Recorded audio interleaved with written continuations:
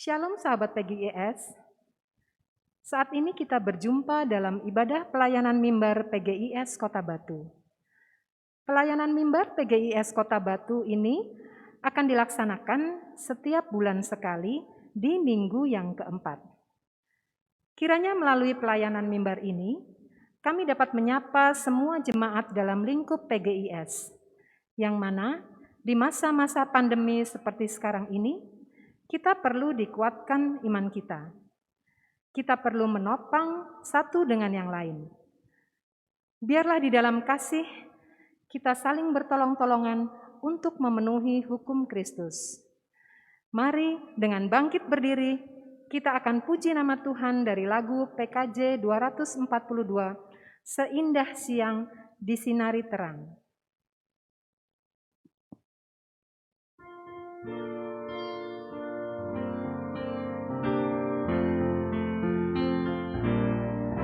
Seindah siang disinari terang, cara Tuhan mengasihiku. Seindah petang dengan langit sejuk, cara Tuhan mengasihiku.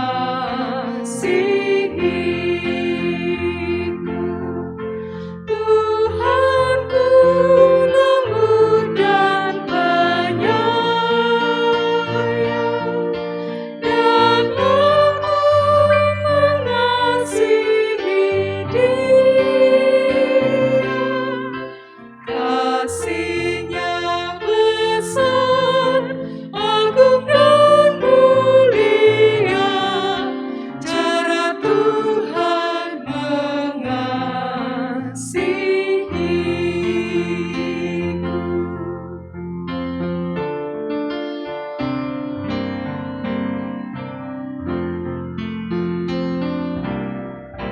Sedalamnya laut, seluas angkasa, cara Tuhan mengasihiku. Seharum kembang yang tetap semerbak, cara Tuhan mengasihiku.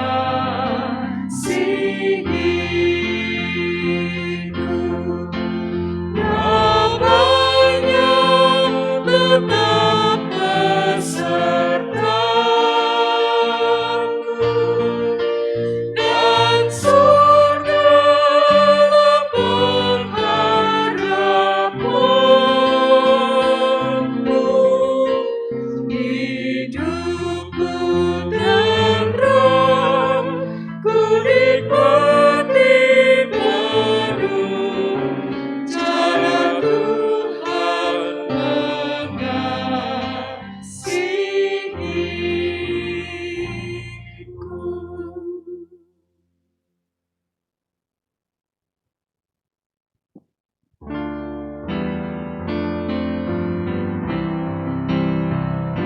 Pertolonganku datangnya dari Tuhan yang menciptakan langit dan bumi. Pertolonganku datangnya dari Tuhan yang menciptakan langit dan bumi. Pertolonganku datangnya dari Tuhan yang menciptakan langit dan bumi.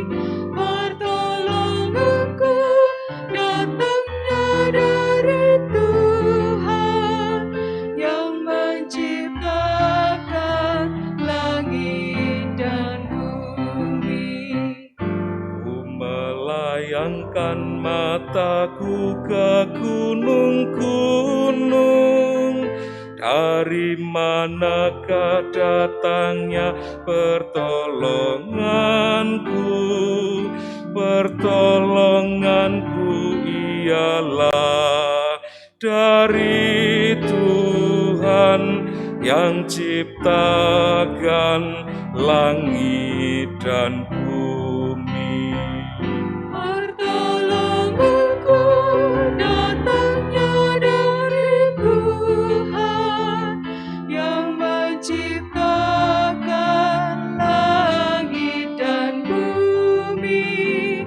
Pertolonganku datangnya dari Tuhan yang menciptakan langit dan bumi. Tuhan beserta saudara. Dan besertamu juga. Silahkan duduk. Saudara yang terkasih, Allah kita adalah Tuhan yang Maha Hadir.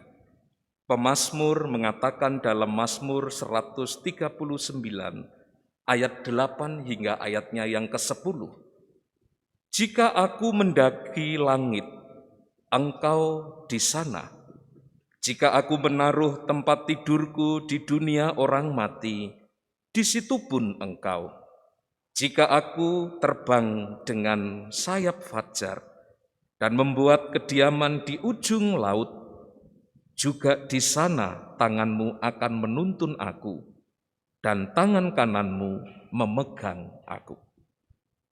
Saudara, pernyataan iman Daud ini sekaligus mewakili pengakuan iman kita. Kita bersyukur sebab kehadiran Tuhan menyatakan pemeliharaannya atas hidup kita. Untuk semua makhluk yang ada di alam semesta ini, Tuhan, Engkaulah hadir.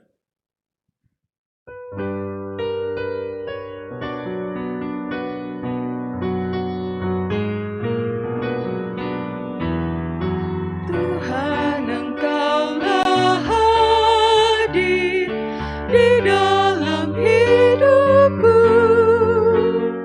sama dengan udara ku hirup kasih-Mu. Dalam denyut jantungku, kuasa-Mu bekerja. Tubuh dan panca indera Kau menggerakkannya. Dikau yang ku kasihi dalam sesamaku, Dikau yang aku puji dalam ciptaan-Mu.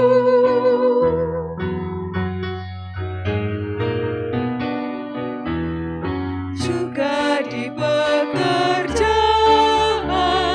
Kau Tuhan beserta, juga Kau dengarkan lagu keluh kesah, lagu mesin dan martir, bising dan menderu, lagu peras keringat naik kepadamu. Dikau yang ku kasihi dalam sesamaku, Dikau yang aku puji dalam ciptaan-Mu.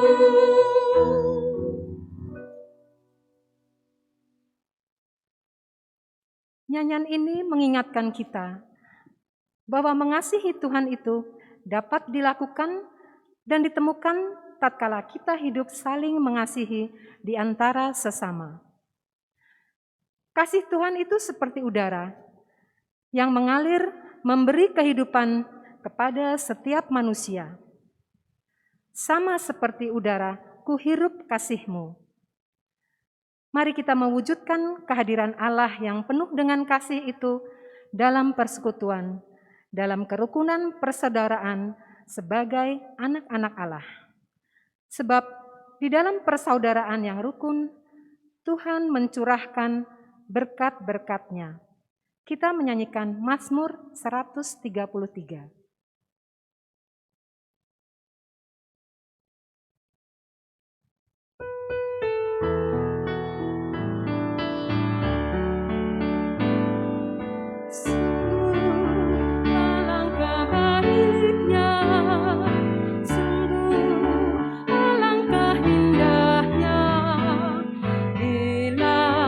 Saudara-saudara diam bersama dengan rukun. Sungguh alangkah baiknya, sungguh alangkah indahnya, bila saudara-saudara diam bersama dengan rukun.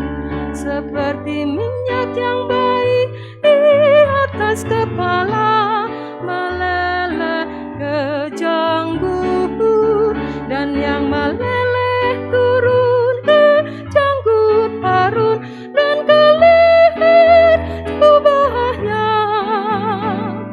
Sungguh alangkah baiknya, sungguh alangkah indahnya, bila saudara-saudara diam bersama dengan rukun. Seperti embun yang turun dari gunung Hermon ke atas gunung-gunung Sion, sebab kesanalah Tuhan memerintahkan berkat kehidupan selamanya. Sungguh alangkah baiknya, sungguh alangkah indahnya, bila saudara-saudara diam bersama dengan rukun.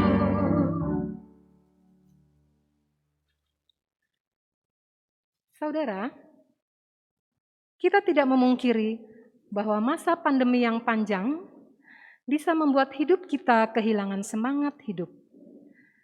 Kita seperti pohon yang layu dan kering.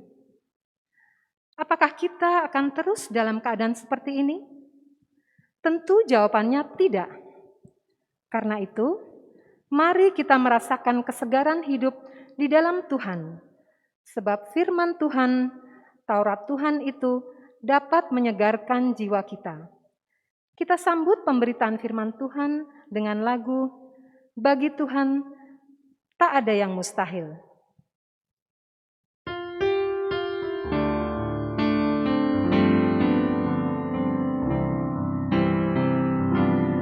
Ku yakin saat kau berfirman, ku menang saat kau bertindak. Hidupku hanya ditentukan oleh perkataanmu. Ku aman karena kau menjaga, ku kuat karena kau menopang. Hidupku hanya ditentukan oleh kuasa-Mu. Bagi Tuhan tak ada yang mustahil, bagi Tuhan tak ada yang tak mungkin. Mujizat-Nya disediakan bagiku, ku diangkat dan dipulihkannya.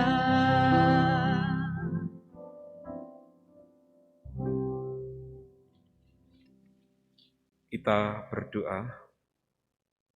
Tuhan Yesus, terima kasih karena Tuhan telah menolong memelihara kehidupan kami. Di masa pandemi seperti ini, hanya Engkau ya Tuhan yang menjadi tempat andalan kami. Apa yang terjadi dalam hidup kami dan apa yang terjadi di sekeliling kami, Tuhan, Engkau mengetahuinya. Karena itu biarlah di dalam pertolongan Tuhan, kami boleh menjalani hari-hari kami di dalam berkat anugerah-Mu. Termasuk ya Tuhan, untuk pemeliharaan kehidupan rohani kami memerlukan sapaan firman-Mu, dan biarlah firman-Mu itu yang akan menyegarkan kehidupan jiwa kami. Karena itu ya Roh Kudus, pimpin pemberitaan firman kami pada saat ini. Kami berdoa, memohon pertolongan Roh Kudus di dalam nama Tuhan Yesus.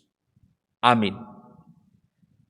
Saudara-saudara yang terkasih, pembacaan firman Tuhan diambil dari Injil Markus 9, ayat 38 hingga ayat 40.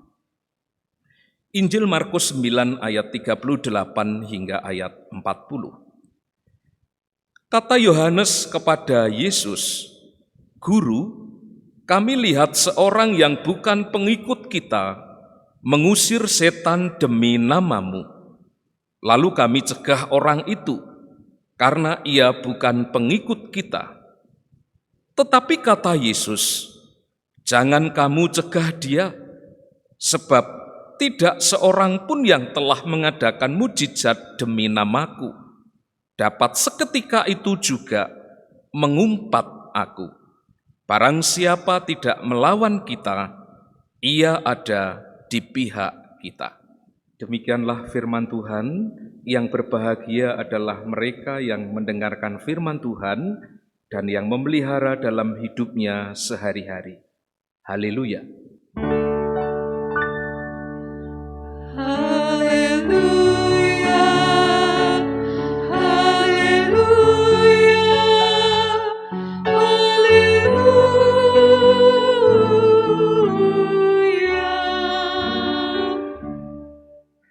Shalom. Saudara-saudara, firman Tuhan pada saat ini saya beri tema sinergitas yes, rivalitas no. Saudara-saudara, pada umumnya ketika keberadaan suatu komunitas itu terancam oleh pihak musuh, maka reaksi mereka ketika menghadapi pihak yang dianggap musuh itu, menghadapi ancaman itu, bisa dalam bentuk 3 reaksi. Yang pertama, mereka tercerai-berai, lari menyelamatkan diri. Yang kedua, menyerahkan diri juga sebagai upaya mencari keselamatan diri. Yang ketiga, bersatu padu untuk melawan pihak yang mengancam keberadaan mereka. Nah, saudara, reaksi yang ketiga inilah yang kita lihat pada bacaan Injil Markus hari ini. Para murid itu bersatu padu menghadapi pihak yang dianggap berbeda, yang dianggap musuh oleh para murid. Para murid itu bersatu padu menghadapi pihak yang menurut mereka tidak boleh mempergunakan nama Yesus di dalam pelayanannya. Coba kalau kita tilik sebentar yang menjadi latar belakang kisah ini. Coba kalau kita lihat di dalam perikop sebelumnya, bagaimana kita tahu keadaan para murid itu? Sejujurnya, bukankah mereka terlibat pertengkaran? Bukankah mereka terlibat persaingan, rivalitas di antara para murid untuk memperebutkan siapa yang terbesar di antara mereka? Tetapi begitu ada pihak yang menurut mereka mengancam keberadaan mereka, mereka menjadi bersatu padu, mereka menjadi bekerja sama menghadapi pihak yang berbeda itu. Seolah mereka melupakan apa yang baru saja terjadi di hadapan mereka. Seolah mereka melupakan rivalitas yang terjadi di antara mereka. Ketika berhadapan dengan pihak luar, mereka bersatu padu, bersinergi, menyatukan diri di bawah satu panji yang disebut sebagai murid Yesus. Ancaman seringkali membuat komunitas atau kelompok itu menjadi bersatu padu. Dan gereja kadang-kadang melakukan hal itu ketika ada ancaman dari pihak luar. Gereja kemudian bersatu padu melawan. Saudara, siapa yang dimaksud pihak luar di sana? Dan apa yang dilakukan sehingga dilawan oleh para murid? Pihak luar itu disebutkan di ayat 38 sebagai seorang yang bukan pengikut kita. Seorang yang bukan berasal dari kelompok 12 murid itu. Dia adalah seorang outsider. Tidak dijelaskan siapa mereka. Di dalam ayat 38 hanya disebutkan seorang yang bukan pengikut kita. Ada seorang penafsir yang mengatakan bahwa dia, seorang yang bukan berasal dari kelompok para murid itu, kemungkinan besar adalah salah seorang murid Yohanes Pembaptis. Salah seorang murid Yohanes Pembaptis yang mendapatkan pengajaran dari Yohanes Pembaptis, di mana Yohanes Pembaptis itu mengajarkan tentang siapa itu Mesias, yaitu Yesus. Ajaran dari Yohanes Pembaptis itulah yang oleh murid Yohanes Pembaptis itu dipegang, itu diyakini, dan itu dilakukan. Ia melakukan pelayanan, bahkan ia memakai nama Yesus itu untuk melayani orang-orang yang sakit, yang kerasukan setan. Demi nama Yesus yang ia beritakan itu, orang-orang itu dilayani dan mereka menjadi sembuh. Padahal murid itu belum berjumpa secara fisik dengan Yesus, tetapi karena keyakinan imannya bahwa nama Yesus Sang Mesias itu punya kuasa yang besar, nama itulah yang dipakai oleh mereka untuk menyembuhkan dan mengusir setan. Saudara-saudara, jadi karena statusnya secara eksplisit bukan 12 murid yang dipanggil langsung oleh Yesus, itulah yang membuat pelayanan mereka dihalang-halangi. Yang membuat pelayanan mereka dilarang oleh para pengikut Yesus, 12 orang itu. 12 orang itu diwakili oleh Yohanes mengatakan nama Yesus tidak boleh dipakai sembarangan oleh kalangan luar 12 murid. Saudara, Yesus diperlakukan seperti copyright. Tahu copyright ya? Copyright, hak cipta. Ya, hanya boleh dipakai atas seizin yang membuat copyright itu. Tidak boleh dipakai sembarangan. Tapi apakah begitu respon Tuhan Yesus? Ternyata respon Tuhan Yesus menanggapi perkataan para muridnya itu justru mengizinkan orang tersebut memakai namanya untuk melakukan pelayanan. Tuhan mengatakan di ayat 39 dan 40, jangan kamu cegah dia. Barang siapa tidak melawan kita, ia ada di pihak kita. Lihat di sini. Ada kriteria yang berbeda antara sikap Tuhan Yesus dengan sikap para murid itu di dalam menghadapi pihak luar. Tuhan Yesus memakai kriteria yang melawan kita dan yang tidak melawan kita. Para murid, 12 orang itu memakai kriteria yang menjadi pengikut kita dan bukan menjadi pengikut kita.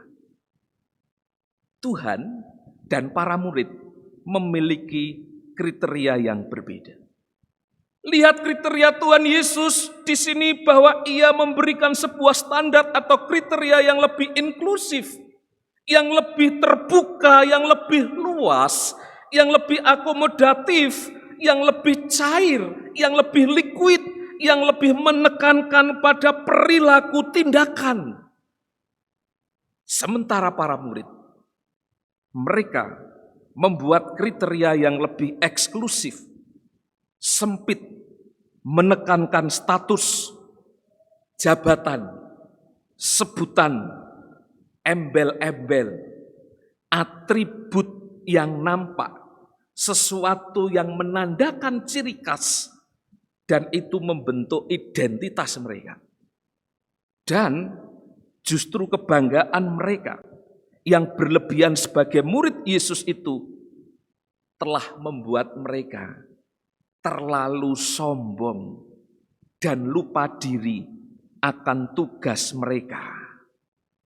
Ternyata menurut Tuhan Yesus, identitas sebagai muridnya itu bukan melekat pada jabatan mereka sebagai 12 rasul.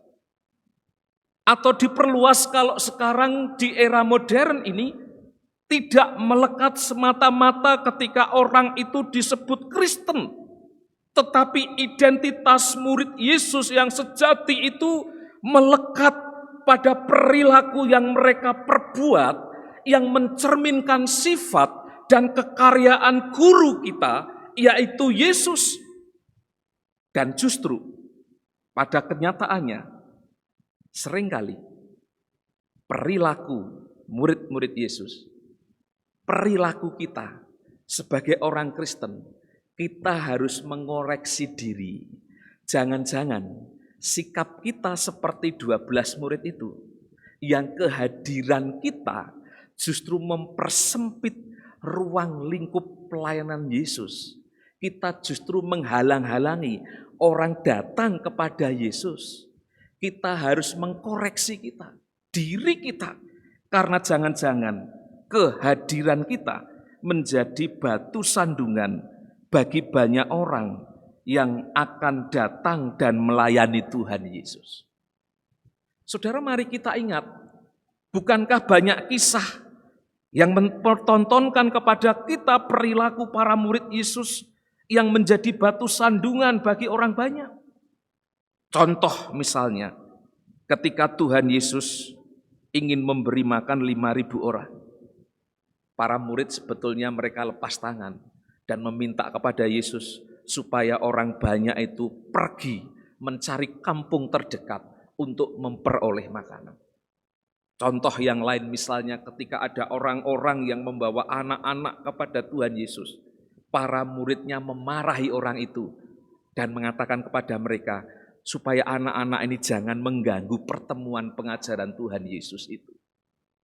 Saudara-saudara, kisah-kisah itu memberikan gambaran kepada kita bagaimana sikap para murid yang lebih mementingkan diri sendiri daripada melayani orang banyak.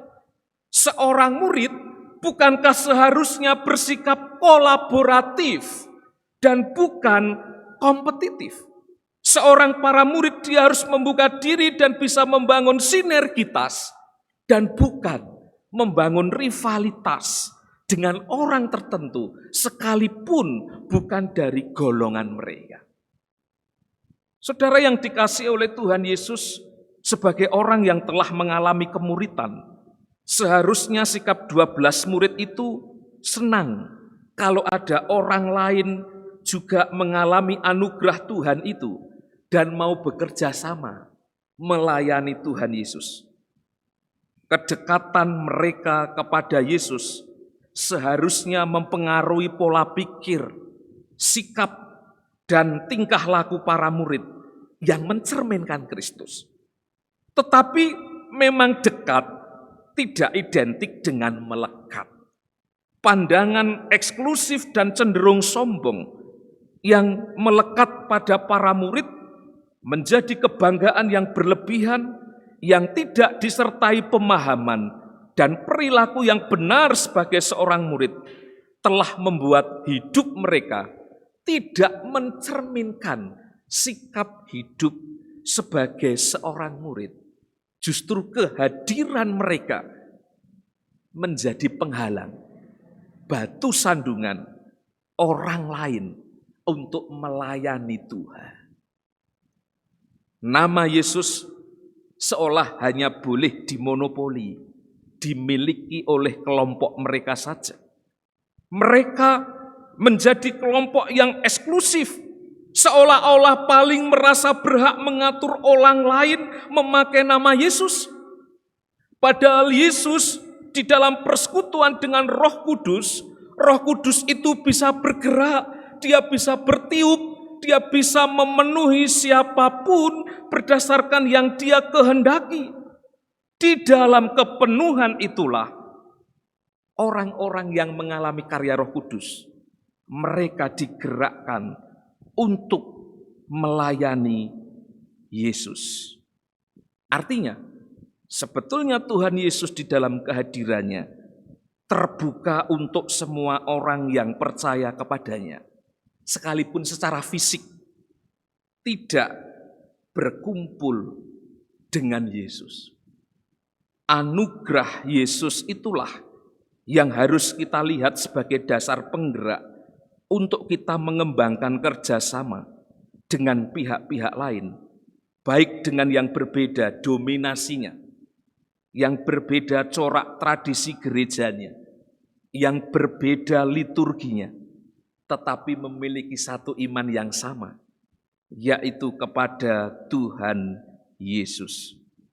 Bersama dengan mereka, kita dipanggil menjadi satu identitas, yaitu murid Tuhan Yesus untuk mewujudkan keesaan gereja, bersinergi untuk melakukan misi ilahi. Saudara, di dalam pelayanan bersama hendaklah kita membangun sinergitas, membangun kerjasama dengan tujuan mulia, yaitu pemberitaan Injil dan bukan memperbesar rivalitas. Jangan karena ingin mendapatkan kehormatan sebagai murid Yesus, kemudian kita bertindak secara eksklusif, melarang kelompok orang lain memakai nama Yesus. Sebab nyatanya Tuhan hadir di dunia untuk semua golongan, untuk semua orang, dan bukan hanya untuk 12 murid. Bukan hanya untuk orang Kristen saja. Nama Yesus yang menyatakan tindakan Allah itu, nama Yesus itu, Yehosua itu artinya Allah yang menyelamatkan. Tindakan Allah itu berlaku untuk semua orang. Allah ingin menyelamatkan semua orang.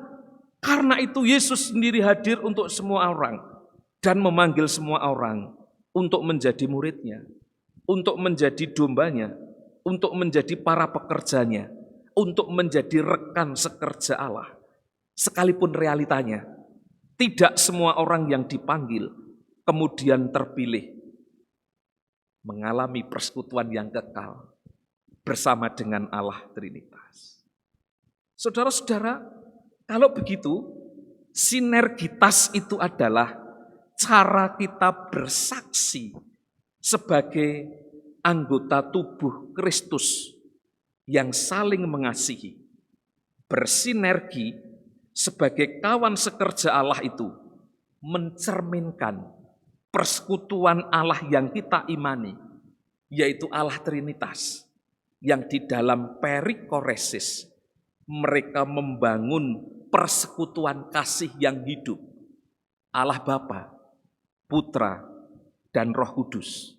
Dan itu berkarya di dalam gereja yang nampak, yaitu kehidupan kita sebagai orang percaya. Saudara, di dalam Kristus kita dipanggil untuk berderap satu, membangun sinergitas dan bukan rivalitas. Dan untuk itu kita membutuhkan sikap kerendahan hati dan kerelaan untuk saling belajar, saling menerima, dan saling mengakui sebagai murid Kristus. Kita tahu bahwa kepelbagaian adalah sebuah keniscayaan yang terjadi di antara masing-masing gereja sebagai wujud anugerah Tuhan kepada gereja yang berfungsi untuk saling melengkapi. Karena itu mari kita singkirkan sikap primordialisme, denominasiisme, superiorisme, diskriminasiisme, egosentrisme. Sebaliknya, mari kita kembangkan teosentrisme, hidup yang berpusat kepada Allah, sinergisme, hidup yang digerakkan sebagai anggota murid Kristus yang bisa saling bekerja sama, pluralisme, hidup dengan pengakuan kekayaan akan kepelbagaian, dan juga altruisme, bagaimana kita rela menolong orang yang lemah. Mari saudara, saya mengajak kita sebagai PGIS, kita mengembangkan semangat sinergi sebagai kawan sekerja Allah dengan siapapun, bahkan dengan mereka yang punya kehendak baik untuk mendukung pekerjaan Tuhan. Kita tidak pandang mereka dari gereja mana, karena kita semuanya adalah anggota tubuh Kristus. Tuhan memberkati kita semuanya. Amin. Mari kita berdoa. Tuhan Yesus, terima kasih karena sebagai kepala gereja, Engkau menganugerahkan kepada kami anggota tubuh-Mu yang penuh dengan talenta, penuh dengan anugerah, penuh dengan karunia-karunia untuk saling memperlengkapi kami. Kami berdoa kiranya melalui pelayanan kami di PGIS, Tuhan menolong kami untuk melakukan pelayanan sebagai kawan sekerja Allah. Tuhan Yesus, biarlah Engkau juga menolong derap langkah kami, bukan saja di dalam organisasi, tetapi juga di dalam kesatuan yang nyata. Ada banyak ragam pelayanan yang ada di PGIS, baik pelayanan komisi wanita, komisi pemuda, komisi anak-anak, bahkan juga untuk saat ini kami juga bekerja sama dengan pemerintah sebagai mitra pemerintah untuk mengembangkan pelayanan-pelayanan yang bertujuan membina umat. Juga termasuk ada PAUD Taman Sukacita yang ada di dalam lingkup PGIS. Kami berdoa Tuhan yang memberkati semua pelayanan kami. Tuhan yang memberkati setiap hamba Tuhan yang terlibat di dalam pelayanan di lingkup PGIS. Bahkan kehadiran kami di Kota Batu, kami boleh menjadi saluran berkat bagi pemerintah dan juga bagi jemaat. Kami berdoa juga ya Tuhan di masa pandemi ini, mungkin banyak gereja yang mengalami kesulitan, baik di dalam peribadatan mereka, baik di dalam pelayanan mereka, terlebih-lebih mungkin di dalam pergumulan ekonomi jemaat. Kami berdoa, Tuhan sebagai sumber berkat bagi setiap kami, yang menganugerahkan berkat-Mu kepada kami. Kami juga berdoa ya Tuhan, untuk pemerintah di dalam menanggulangi penyebaran wabah virus corona. Kami berdoa kiranya upaya-upaya pemerintah dapat membuahkan hasil, baik melalui pembatasan kegiatan masyarakat, maupun melalui vaksinasi, maupun melalui gerakan kesadaran mengenakan protokol kesehatan, supaya semuanya itu boleh Tuhan berkati, sehingga penyebaran wabah virus corona boleh dicegah dan dihentikan. Tuhan memberkati Ibu Wali Kota, Ibu Dewanti, dan juga Pak Punjul Santoso, bersama dengan jajaran di Kota Batu ini dapat bekerja sama dengan baik untuk melindungi dan mengayomi warga masyarakat Kota Batu. Tuhan, kami juga berdoa untuk di berbagai tempat di dalam keadaan bencana, baik di Sulawesi Barat, di Kalimantan, di Jawa Barat, maupun di tempat-tempat yang lain. Kiranya Tuhan, Engkau yang menghadir, menolong saudara-saudara sebangsa dan setanah air. Kami berdoa kiranya setiap umat-Mu boleh mendapatkan pemeliharaan yang terbaik dari Engkau. Terima kasih kiranya program-program PGIS dan melalui program pelayanan mimbar PGIS dapat memberkati setiap jemaat yang mengikuti ibadah ini. Kami berdoa memohon kepada Bapa di surga, di dalam nama Tuhan Yesus kami berdoa. Amin.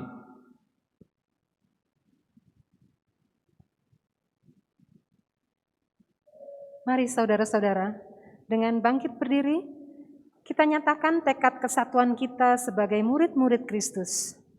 Dalam pertolongan dan anugerah Tuhan, mari kita wujudkan gereja Kristen yang esa. Kidung Jemaat 249, Serikat Persaudaraan.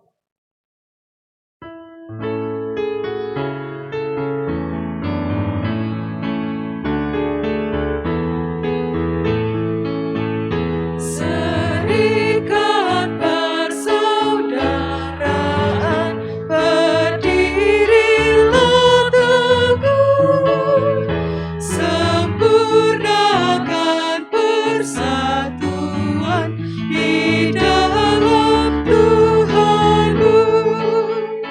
Bersama-sama majulah, dikuatkan iman, berdamai bersejahtera dengan pengasihan.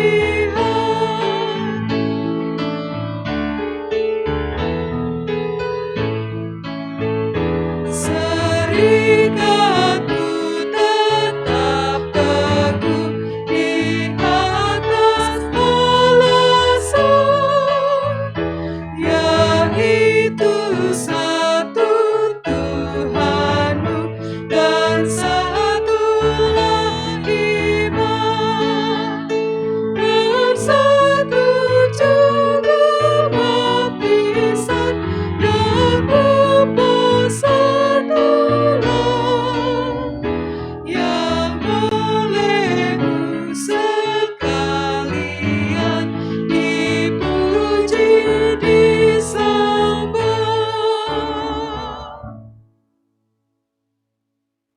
Saudara, arahkanlah hatimu kepada Tuhan dan terimalah berkat-Nya. Tuhan sumber damai sejahtera memberkati dan melindungi engkau. Tuhanlah penjagamu, Tuhanlah naunganmu di sebelah tangan kananmu. Tuhan akan menjaga engkau terhadap segala kecelakaan. Ia akan menjaga nyawamu. Tuhan akan menjaga keluar masukmu dari sekarang sampai selama-lamanya. Amin.